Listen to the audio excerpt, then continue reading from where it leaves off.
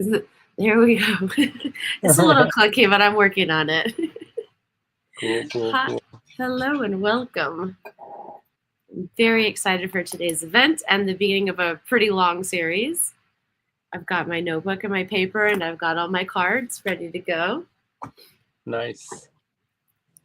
Yeah. Okay. I don't know which card you're starting with, but I've got both up here. We can start with either one. They're basically the same card, believe it or not. Okay, I love that. Yeah, the cards of the Rider-Waite and the Thot deck, they're basically both came from the papers from MacGregor Mathers. MacGregor Mathers was the Hierophant. Well, he was the leader of the Hermetic Order of the Golden Dawn. And his wife, Moina, tried to make the first deck, but she was not a very good artist. And they were very busy. And as a result, once the Golden Dawn kind of disintegrated and started to flutter away, and the oaths of secrecy were no longer as stringent, that's when people started to make their own decks. But one of the prerequisites for the 5 = 6 grade in the Golden Dawn to move on to the 6 = 5 is to make your own deck. So my theory is that Arthur Waite asked Pixie Smith to draw that deck that you're looking at. Mm-hmm. And so Pixie, I think she was only a Cellator. She was only 1 = 10, I believe.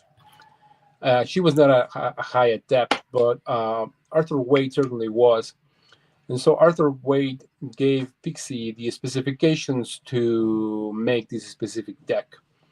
And those specifications came from MacGregor Mathers, and those specifications were taken by Aleister Crowley that he gave to Madame Harris to create the art for the Thot deck.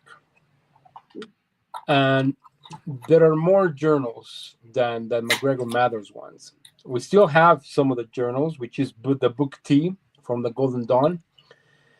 But that is where a lot of experts on tarot really struggle with, because you cannot just read Book T and get it. It's difficult. And that is why having this series is great, because you have to go through the Golden Dawn to get it. And you have to understand the Golden Dawn before you can understand Book T. But Crowley certainly went above and beyond. He gave him his little, he put in his little flavor to his own deck, which in my opinion is beautiful, because it goes along with the other teachings and journals of the Golden Dawn, which Arthur Waite did not put into the deck. Maybe Arthur Waite was trying to hide something. He was not trying to be as explicit as he could have been. But Crowley certainly, not only was he explicit, he went above and beyond, putting things that maybe were alluded, or he got inspired to, or he was just he just learned on his own. And so let's start with the Thot one, because the Thot actually explains what is this deck. Actually, no, we need another one. We need the one that has the little cells at the bottom. Well, anyway, if you look at your card, this particular card at the bottom where it says the Fool, on the left it has a letter Hebrew Aleph, and on the right it has a little triangle pointing up. Mm. And those two symbols right there are the most important aspects of this card. The rest is just illustration and artistic interpretation. But those two symbols are what basically makes the Fool. And if you understand a little of the Hermetic Kabbalah and a little bit of alchemy, you will understand why those two symbols are what make the card. In this particular instance, those two symbols represent the color yellow. Aleph is just kind of like In Kabbalah, it means kind of like origin or unstable, or it means kind of like the potential of energy, but yet not fully developed. It also kind of represents kind of like little flames. Like if you look at the letter Aleph, it has like little flames coming off of it. It also represents kind of like a flaming energy, an embedded power, which to me in my present studies is very significant because I worship a goddess Hecate, and in the Chaldean oracles it says that it is that flaming fire that impregnates Hecate and gives forward life. And so that goes so well with the Hermetic Kabbalah and this particular letter Aleph, because it is that flame that impregnates Beth, the second letter of the Hebrew alphabet. So it's kind of like fire, and then the fire impregnates the house. Beth is the house, or kind of like the enclosure. What is that? In Greek, what do you call it? The kolpos. The kolpos is kind of like the cup or the housing or the womb or the cup, or and so it goes along with my studies very well. And so that's the first thing we need to notice: those symbols, the aleph and the symbol of air, and the colors. If you look at the particular card in front of us, yellow is the color that predominates.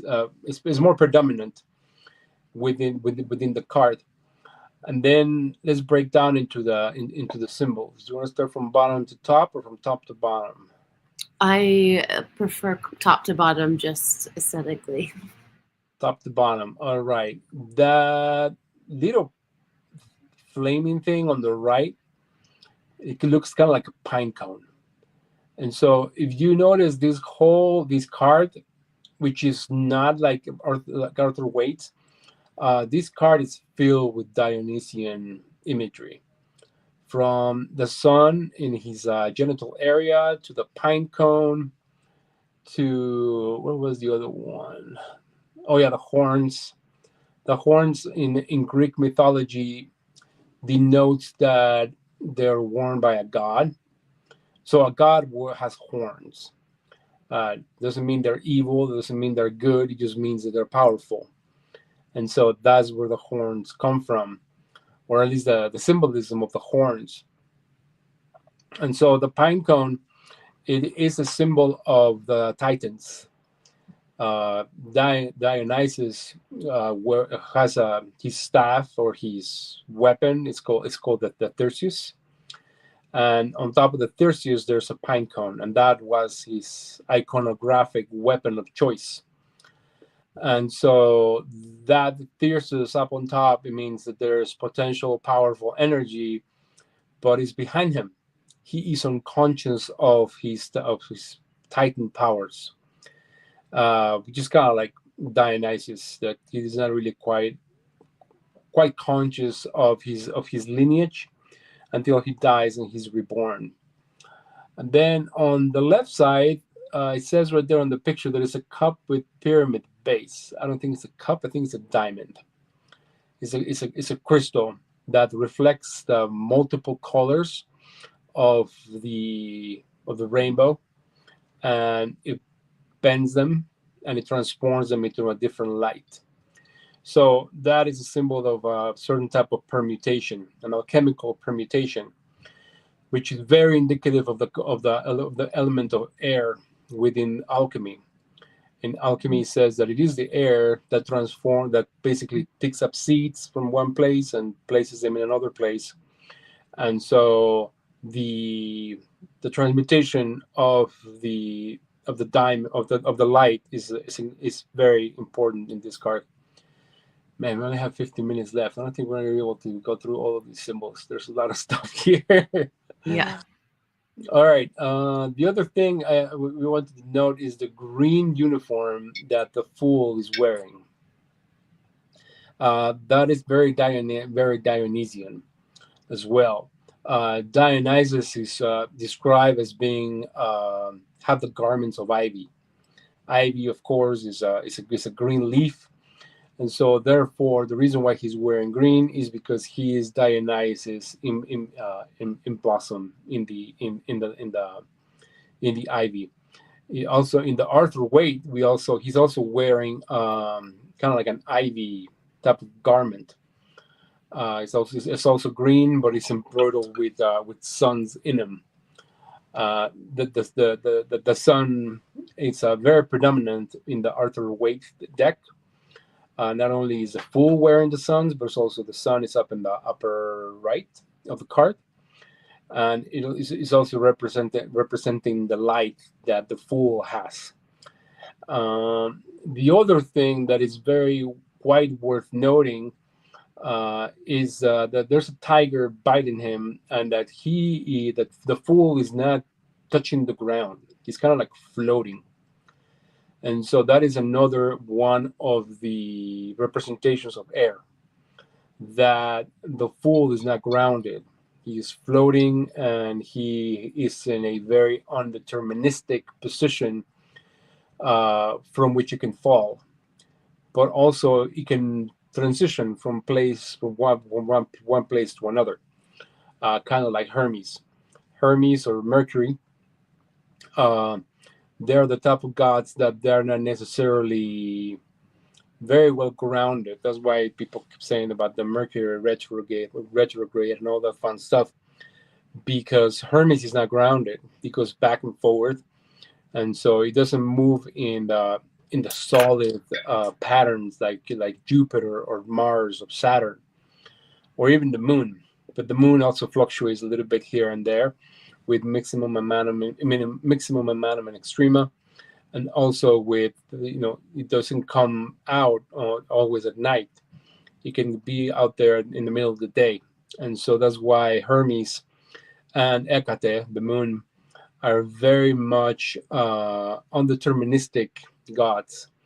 They're not the type of gods that only come out at night or only come out in the day. Like the sun always comes out in the day, where at night has the realms of Jupiter, Mars, and Saturn. And so therefore, in this case, the fool is an undeterministic god, kind of like Hermes or Mercury. And another thing to notice why Crowley seems to insinuate that the fool is kind of like Mercury or Hermes, is because of those little circles around. That caduceus, the doctor symbol, that is on his left chest, on the right of the card, or on the right of the chest, or on the left of the chest, whatever you want to call it.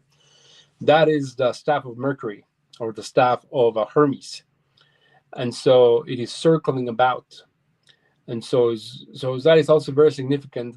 But I want to talk more about it within the context of the little crocodile at the bottom. So Crowley certainly seems to insinuate that the fool is kind of like Mercury, it's kind of like Hermes. And then it makes this little love, and then it has a little dove there too, kind of like a symbol of peace, but the dove is not going up, it's going down. So peace going down potentially can mean that there's a feeling of chaos, a feeling of destruction, of possible destruction. And so that is what the dove means, that there could be chaos, which is also kind of like in the Rider-Waite deck, where the fool is not really quite looking where it's going, but it's walking on a precipice. And so it goes along with the Aleph type of context, where it could fall or there could be chaos coming along. So when one reads this card for a particular divination purpose, those are the type of things that we need to keep in mind. We need to keep in mind that this card doesn't just mean airiness or foolishness. It can also mean chaos, kind of like the Tower. It can mean that someone's not paying attention, or the more attention should be paid to a particular spread that is or particular card that came before it or after. depending on which spread is it's done. And so the dove. So basically, kind of like, I guess this could, if you were to define Mercury retrograde in a tarot card, this will be it. Because you have Mercury flying along around this guy that's not paying attention, and then the dove that may fall to the ground or may be following the caduceus and may go up. Now there's a little butterfly at the back as well, so it means that even though there's chaos going around him, there could also be a potential for transformation. That is what the butterfly means. The butterfly is a symbol of transformation, from a little worm into a flying butterfly. And so the cycles of messages, which what the caduceus means, basically means that there are cycles of information, cycles of transformation.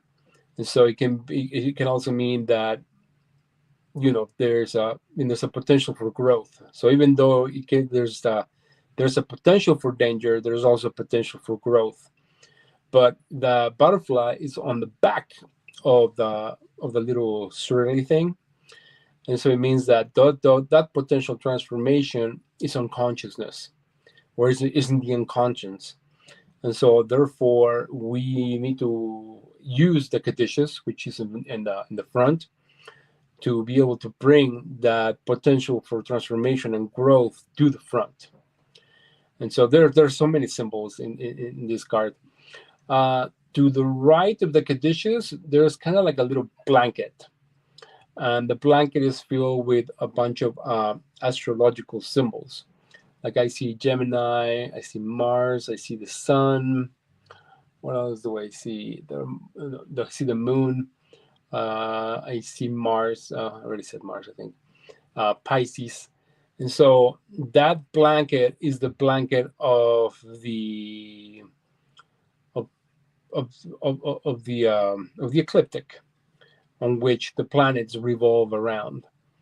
I think this is symbolical of that the fool is unconscious of the astrological aspects of his movement, of his life, and so he's not aware of them. That's why that blanket is kind of like it's kind of behind him.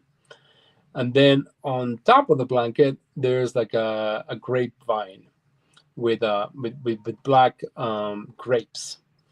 Now those black grapes, they're probably not grapes, which Dionysus was very well into. Well, the Bacchae.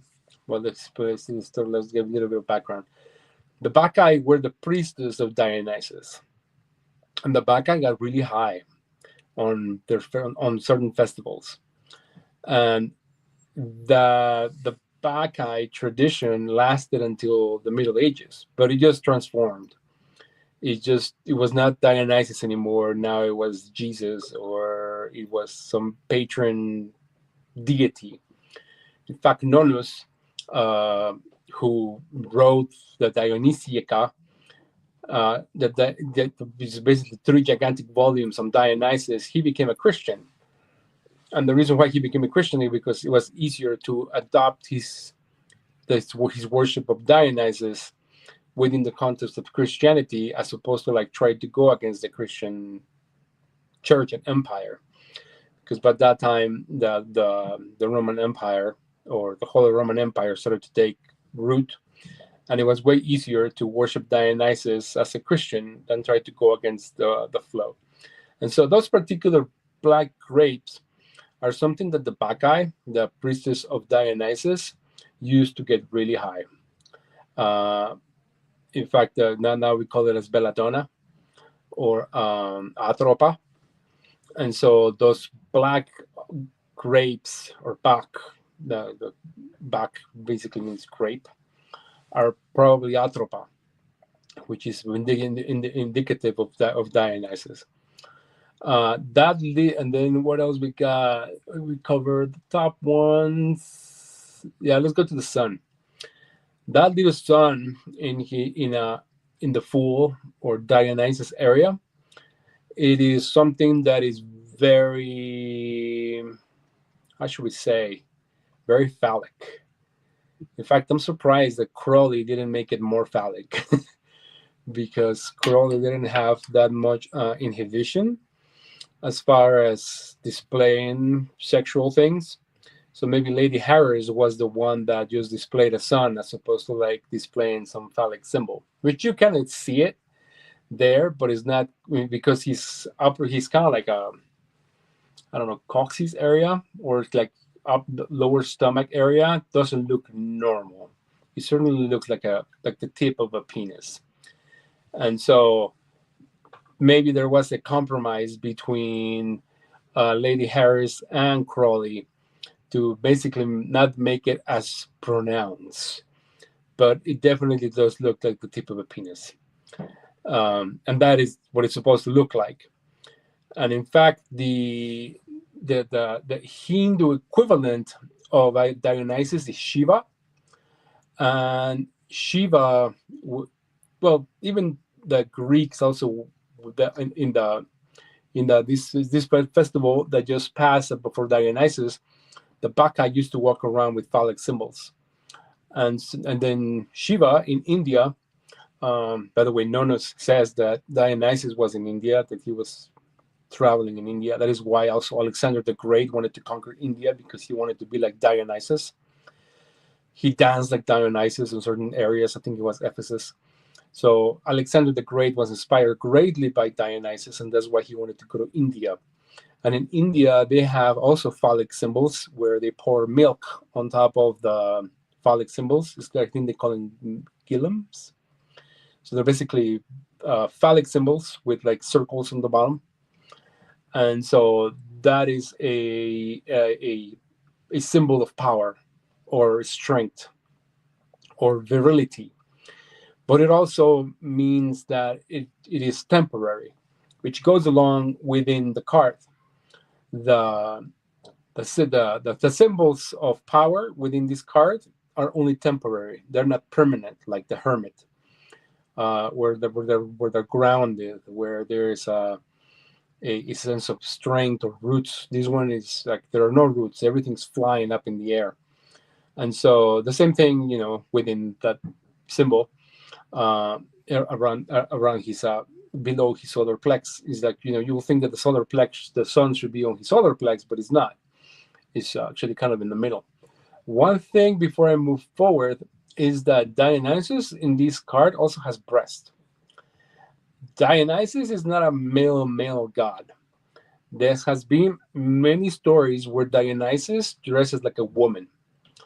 There has been, I don't know of any source that says that Dionysus had relations with men, but Dionysus definitely is not a purely macho man or purely male god. He cross dresses a lot, and in fact, he kind of hints to the fact that it is by identifying the female within the male that we're able to become united, and so we're able to understand, women from a better perspective.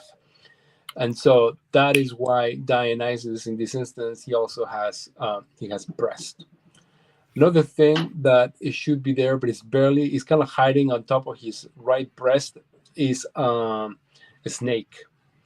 In Shiva always has snakes around him. So Shiva is kind of like the Indian Dionysus, and Shiva always has snakes. This when Shiva is stationary, when he's just standing, he either has a snake around his waist or he has a snake around his neck.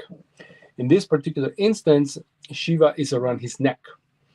Basically meaning that there's a potential for growth. When Shiva begins to dance, the snakes begin to crawl around his arms, around Shiva's arms, or they spring out of his head. So they become active.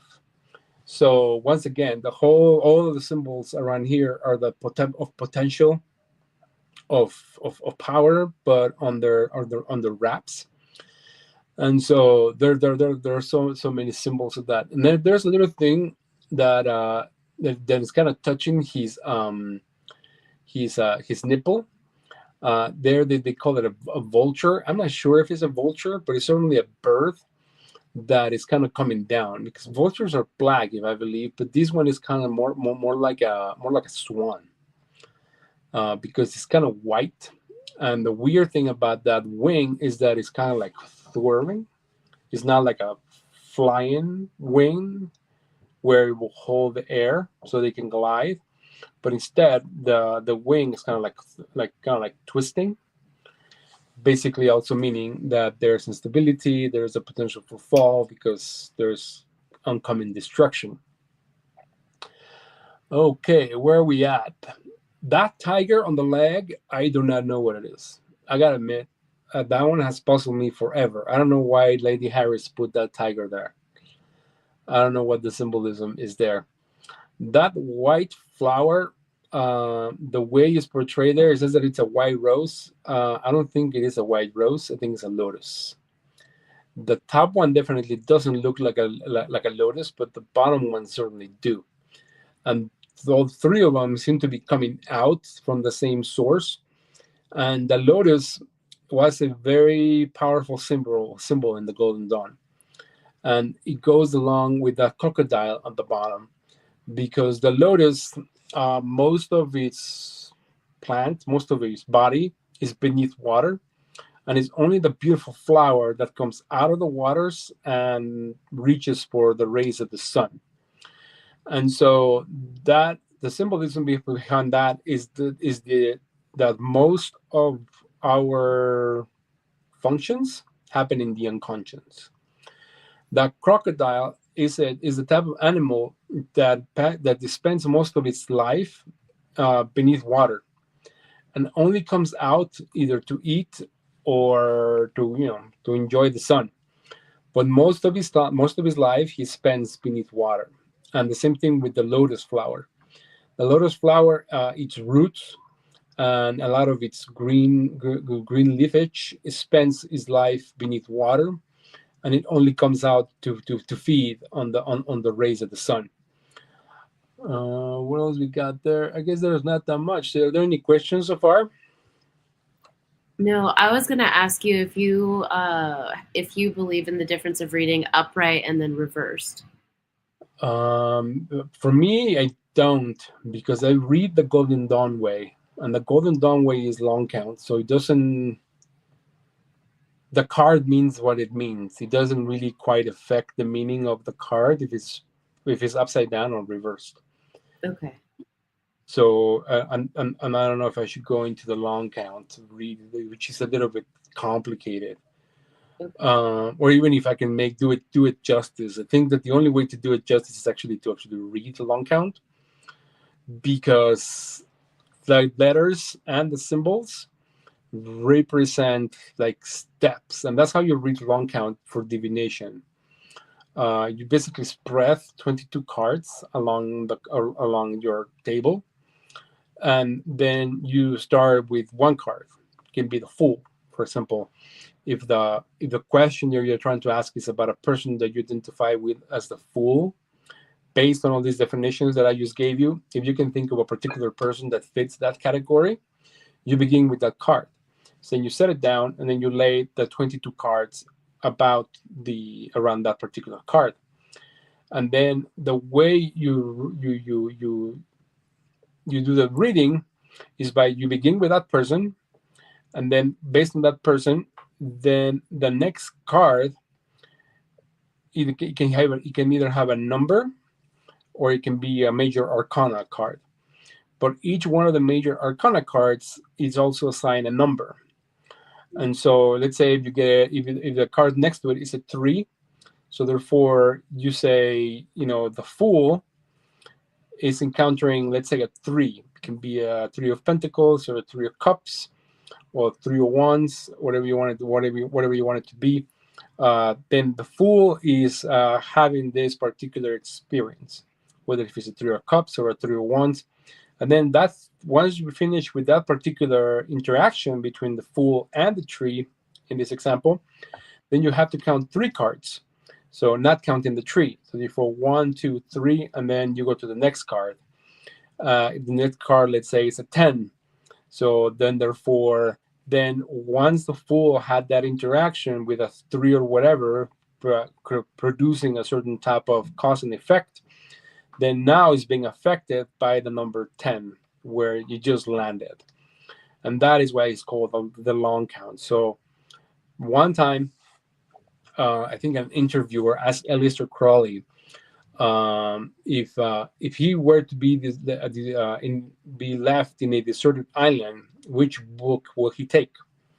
And he said, "I will not take any book. I will take I will take a tarot deck, because I can rewrite all the books that have ever been written by just basically grabbing my tarot deck." Mm. And so, following this particular long count method, that is exactly how you do that. It's like you have a protagonist, and also now is faced with a particular challenge, which is the three of something, and so then therefore it goes on an adventure, kind of like the hero's journey. And so then it goes on an adventure to the 10, and then once it goes to the 10, then it meets a guiding spirit or a guiding something once it goes from the 10 to whatever other card. And so each one of the transitions from card to card to card is a hero's journey. And that's why there are 22 cards that are pulled out at random, because that is how you generate the story, but it's also a divinatory story. So based on the long count method, that is how it becomes way more interactive than just reading than doing like a three spread,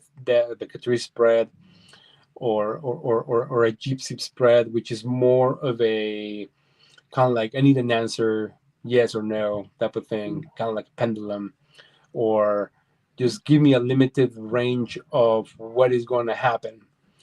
Like, for example, when I was a small boy, or my mom or my aunt read cards, they had a 20 card spread. It wasn't a long count method, but it was very similar.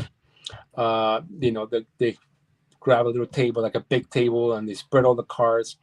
And then my aunt was basically reading the cards, or my mom was reading the cards. And they also were telling stories as to like, oh, this is a guy that you're going to meet, and this is what he's going to do, and this is going to be the outcome of the situation. Oh, but wait, you're going to be placed with the decision of doing this. And according to an uncle who was like super a skeptic of all this whole thing, he was kind of like a cop, so he was a skeptic, and he loved learning tricks of swindlers. He loved learning tricks from swindlers because that became useful in his job. And so he felt that reading tarot was kind of a swindling type of system, because you are basically playing with the emotions of the other person, or how much information is that other person giving you, so that you can give it back and guess the things that are going to happen in their lives. And my uncle said that my aunt was only right 80% of the time, and that no information was put forward to her because she did not give a crap. And so that was his observation in like 10 years of like, because we all used to gather together. And so so he said like my aunt was right like 80% of the time from all of his readings. I do not read cards as a profession. I never have. I probably have done maybe like 5 readings in my whole life, because to me tarot is more of a not a scientific, but like I don't know, kind of like I wouldn't say even academic. Yeah, I guess kind of academic endeavor. It's more like I want to learn what is the symbolism behind each card, and how is possibly applicable. But I never quite used it as a form of divination, because I just much rather not know what's going to happen in the future. And in the case I do need to know what's happening in the future, my spirits tell me what's going to happen in the future. I don't need the cards to tell me, especially because I think that once you know what's going to happen in the future, you make a deterministic decision as to what one's going to do, and that spoils the surprise, and it spoils kind of like a lot of the things that could happen. I don't know, but some people find it useful. I don't know. I just don't find knowing the future very useful. I just much rather work on my own strengths and weaknesses, shall we say. That makes sense. Also, nobody has ever read my cards either. Really? Not even your own family? No, I asked my aunt once, and she says, "You don't need to ask me for that. Ask your spirits." Oh, I mean, that's a fair point, though. I think a lot of people also like rely so heavily, and I've watched people change their whole life opinions and everything about what they were going to do based on a tarot reading, and are kind of misguided in some ways with that. But I've also seen it work in other ways. Like for me, I have quick, fast story. Got a reading, and it was basically like it told me if I didn't change my life, I'd die. And I got the message like 3 times from 3 different readers. So I changed my life, and I'm still alive. So I don't know. Maybe there's something to it, maybe not. But it did help me change some bad habits. So there's something there. Well, good for you. Yeah. Yeah. So my aunt was jealous because she didn't have a spirit. So that's why she always gave me crap about that. Like my dad gave me my spirit, so it wasn't through my mom, and so my mom and my aunt didn't know how to get spirits. And oh wow, my dad gave me my spirit as a very young boy, and so my aunt always had a grudge against me. Oh wow, how interesting. So it's like, and then also like when I was learning how to, also my mom didn't read tarot. My mom and my aunt also didn't read tarot. They have Carta Española. Okay. Which I think is 52 cards, as opposed to the 78. So Carta Española only has 52, and so that's the tarot that they did. I don't know if you want to call it tarot. I don't know. They used to call them cartas, kind of like cards. Just that's it. And then they were trained by my great grandmother, and the great grandmother was trained by her mother, and so it's a very long tradition of Carta Española within my family. Interesting. I'd like to check that out. Yeah. For the longest time, I never had a Carta Española deck. I only had one when I was a small boy, but since I got into the Golden Dawn when I was 19, I got very attached to the Rider-Waite deck for the longest time, because that was the deck that we used. But then once I got more farther ahead in my tarot studies, I realized, holy crap, this Thot deck is amazing. Because the Rider-Waite deck is not very explicit to Book T. It's not very explicit, and it's not as accurate as the Book of Thot deck. The Book of Thot deck is just, oh my gosh, everything's there, and everything's just accurate. That's cool. Do you use it in your personal practice? Tarot? I don't. To me, tarot is just more of a symbolical thing. It's not. I don't. My divination is done. If I really have to perform any type of like fast divination, I use geomancy. Okay. What is that? Geomancy, you'd make dots. Oh. On the ground, and it's more of an Andalusian type of divination, and to me, it's way more accurate and way faster. Okay, interesting. Yeah, geomancy is the bomb. In fact, tarot became tarot because the French up in like the 1700s, 1800s. I think there was a countess or a princess or something. I think even Marie Antoinette used to have a tarot reading in her court. So the French royals really wanted to know the outcome of certain particular things. Mm-hmm. And so they had particular tarot readers in their court. And then that's when other people thought, it's like, oh, well, if the queen does it, or the princess does it, or the countess does it, then I want to do it too. That makes And that's sense. where you have people like General Papus, who was one of the first guys to really write about tarot. He wrote a book called The Tarot of the Bohemians, which I think he made a lot of stuff up, but it's an amazing, amazing, amazing book. And it's one of the first analytical books on tarot. But Papus was also, he didn't read professionally. For him, it was also more of an academic endeavor. Interesting. But Papus certainly was the man. But around that time, there was a huge movement of occultists, like the Standardistas. Then came the Rosicrucians, um, the French Rosicrucians, which supposedly a mark now kind of like descends from. I seriously doubt that. But especially because there were wars in between and there were a lot of interruptions in between.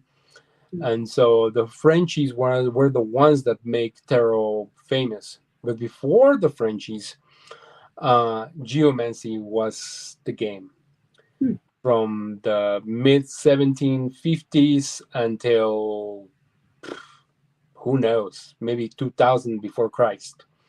Wow. Geomancy was the go-to divinatory system for everybody else.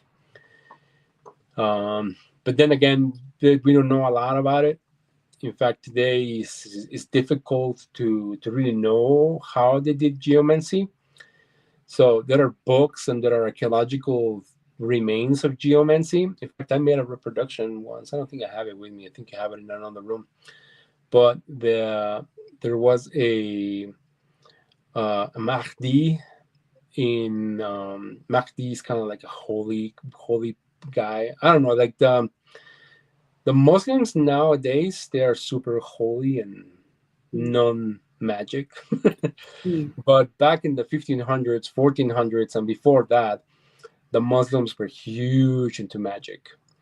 They did, one of my favorite books is the Shams al Marif, and in the Shams al Marif there is a whole book about the moon, and well, not a whole book. It's very cryptic too. It's very hard to understand, but in that particular book, it starts to hint at geomancy because Al-Buni, who was the one that wrote the Shams al Marif, he's writing from a very religious but yet at the same time academic perspective, and so he's trying to make it into a science. He's not saying it like, oh, this is how you do divinations and these are the readings. No, he's trying to make it, okay, this is the house of the moon, and by this house of the moon you get this particular amount of dots, and by this particular amount of dots then you get a certain type of result, which geomancy is mostly based on like hot, cold, dry, and wet. Those are kind of like the four main principles of geomancy. But then once you start getting the Greek mythology into all of this, then you start to realize, holy crap, there are gods in this. So, for example, hot and in fact, you see it a lot in tarot. Geomancy, I mean, tarot came from geomancy. It's obvious that it came from geomancy because it uses the same principles. For example, in this particular card is using dry and air, and so it's kind of like there's dryness and there's airiness, so things can move, and so that is kind of like one of the positions of geomancy. And so, in fact, geomancy, they also kind of look like cards. They have kind of like like a two by four configurations, but in different permutations. And then you mix the 2x4s in different types of segments, and that's how you get the readings. But Interesting. if you look at the 2x4 dimensions of the cards, those are the dimensions of the cards. It's like 2x4. So it's kind of like that's a card is basically a geomancy sigil. Interesting. That makes sense. Yeah, and so geomancy was the game. And so, but geomancy is hard because if you really want to do it properly, you have to memorize all the different meanings for the different permutations, and the the dry wet configurations, and then it has like different houses too, and so it's kind of like complicated because you have to memorize all of this stuff. But it also can be very simple because based on the dots that you make, there's only kind of like a binary code. If it's like a 2 or a 1, 2 or a 1, or a 1 1 2, and so it's always can be, the configurations are either 2s or 1s. But then you get the meanings from all those 2s and 1s. Whereas a card, it is way easier to memorize because now you're looking at a picture of a guy who's about to fall and there's yellow. So you know the guy's about to fall and he's kind of airheaded. So it's way easier to memorize than just a particular number of dots in a particular order for you to get the same type of meaning.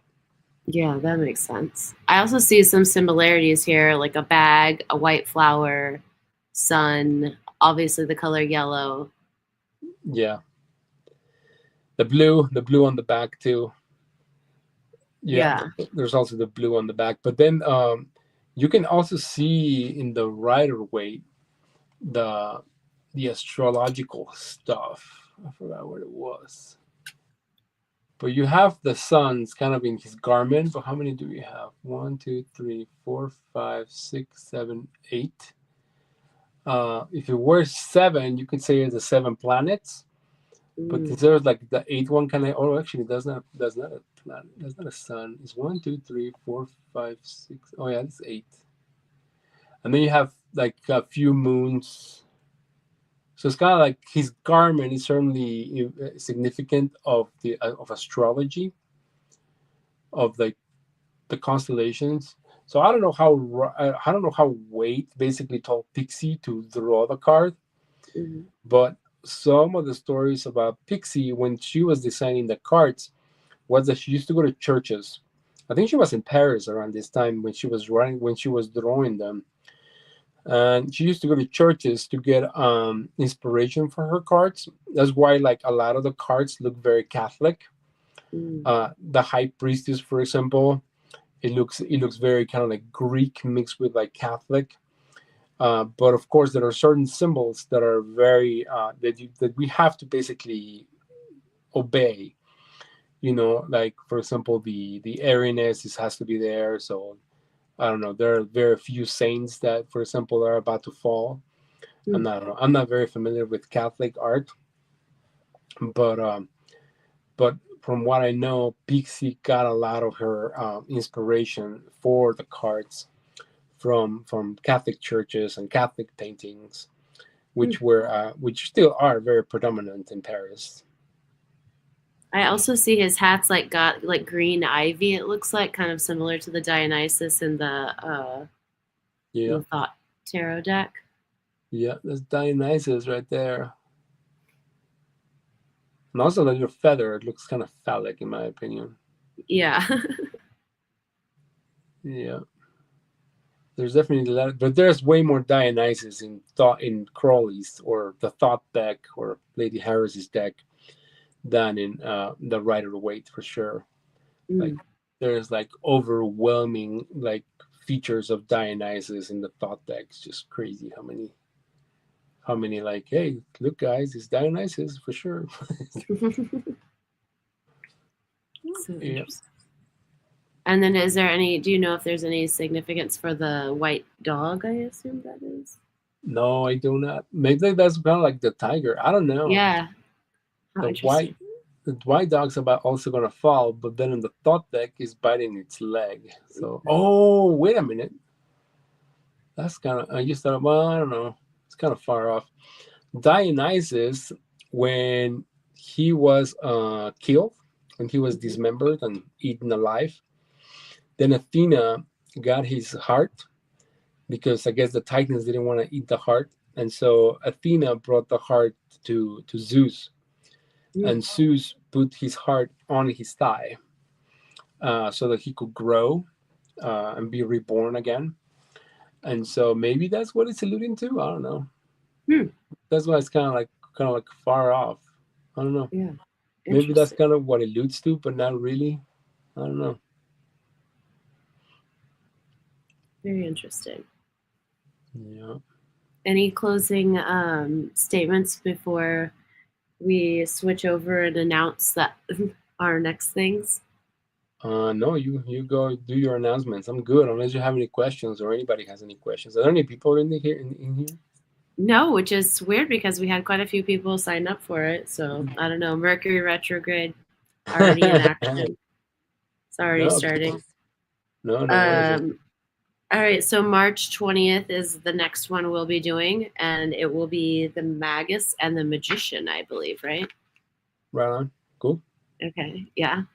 And then as far as anyone that's watching, if you watched the introduction, we have other classes coming up. We've got a full moon Zoom with the psychic medium on the 14th, and light language Zoom coming up, I believe, on the 20th, I believe. All of that can be found on our social media and our website and through our meetup.